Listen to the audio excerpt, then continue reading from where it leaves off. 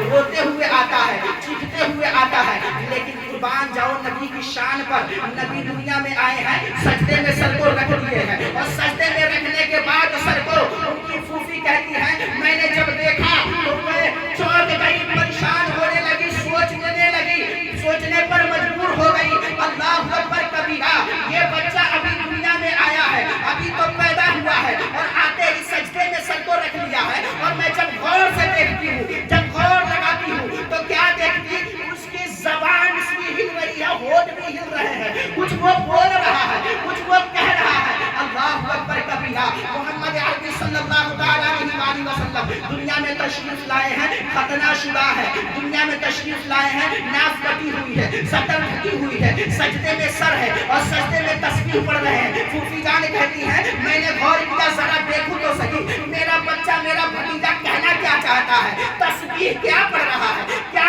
کہہ رہا ہے. جب میں اپنے کان کو لگاتی ہوں, اللہ اکبر, کیا سنتی ہوں, میرا بھتیجا تسبیح پڑھ رہا ہے, رب حبلی امتی, رب حبلی امتی, رب حبلی امتی. یہاں پہ ذرا غور کرو, حضرت آدم نے سجدہ کیا ہے, سجدے میں اپنے رب کو یاد کیا ہے, سبحان ربی الاعلیٰ, میرا رب سب سے اعلیٰ ہے. موسیٰ نے سجدہ کیا ہے, سجدے میں اپنے رب کو یاد کیا. عیسیٰ نے سجدہ کیا, سجدے میں اپنے رب کو یاد کیا. داؤد نے سجدہ کیا, سجدے میں اپنے رب کو یاد کیا. حتیٰ کہ 1 لاکھ یا 2 لاکھ کم و بیش جتنے بھی انبیاء آئے, سب نے سجدہ کیا, سر کو جھکایا, اپنے رب کو یاد کیا ہے, اپنے مالک حقیقی کو یاد کیا ہے, اپنے معبود کو یاد کیا ہے. صحابہ نے سجدہ کیا, رب کو یاد کیا. تابعین نے سجدہ کیا, رب کو یاد کیا. تبع تابعین نے سجدہ کیا, رب کو یاد کیا. اولیاء کرام نے سجدہ کیا, رب کو یاد کیا. کوئی نمازی سجدہ کرے گا, رب کو یاد کرے گا. حتیٰ کہ قیامت تک جتنے بھی سجدے ہوں گے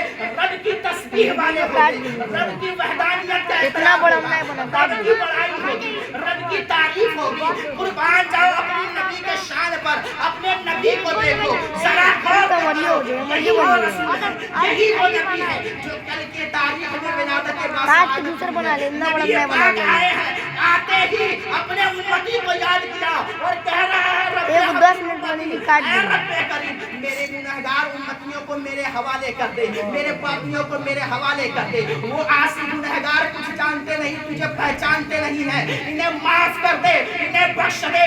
انہیں خبر ہے, انہیں پتا ہے دوزخ کا عذاب کیسا ہے, دوزخ کی آگ کیسی ہے, دوزخ کے عذابات کیسے ہیں. میرے امتی جھیل نہ پائیں گے, میرے امتی, میرے گنہگار امتی اس کو جھیل نہیں پائیں گے. اس لیے نبی پاک دنیا میں آتے ہی ہم گنہگاروں کو یاد کیے ہیں, ہم پاپیوں کو یاد کیا, ہم عاصیوں کو یاد کیا. اور ہم لوگ ذرا سوچیں تو صحیح, کئی بار نبی کو یاد کرتے ہیں, کئی بار نبی کے اوپر صلاۃ و سلام پڑھتے ہیں, یا کئی مرتبہ درود پڑھتے ہیں. ایک مرتبہ نہیں ایسا گزرتا ہے جو آتا نماز پڑھ لے, ہو سکتا ہے نماز کی حالت میں سلام پڑھ لے, درود پڑھ لے, لیکن گھر میں کبھی کوئی نمازی بھی نہیں پڑھتا ہے. وہ جو نماز نہیں پڑھتا, ذرا وہ سوچے جو مسجد کے قریب نہیں آتا ہے, امام کے پاس نہیں بیٹھتا ہے, علماء سے جو دور رہتا ہے, وہ ذرا سوچے تو صحیح, اپنے گریبان میں جھانک کر کے دیکھے.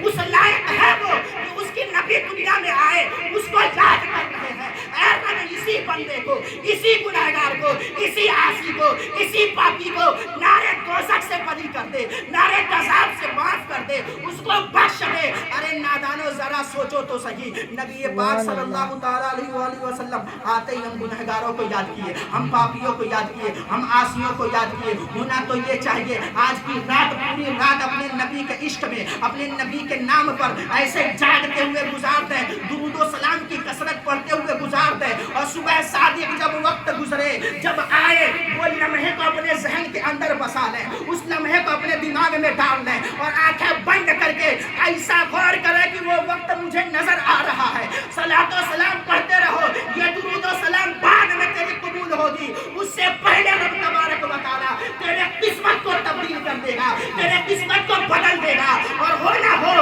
اس رات اگر تم نے ذکر کر لیا, اس رات اگر تم نے اپنے نبی کے نام پر جاگ کر کے درود و سلام کی کثرت کرتے ہوئے گزار دیا, تو میرا ایمان یہ گواہی دیتا ہے, ہو سکتا ہے اللہ تبارک و تعالیٰ کل قیامت کے دن کچھ اور نہ ہو, یہی عمل ہے, یہی درود ہے, یہی صلاۃ و سلام ہے, یہی ذکر ہے, اسی کے صدقے رب تبارک و تعالیٰ تیرے گناہوں کو معاف فرما دے.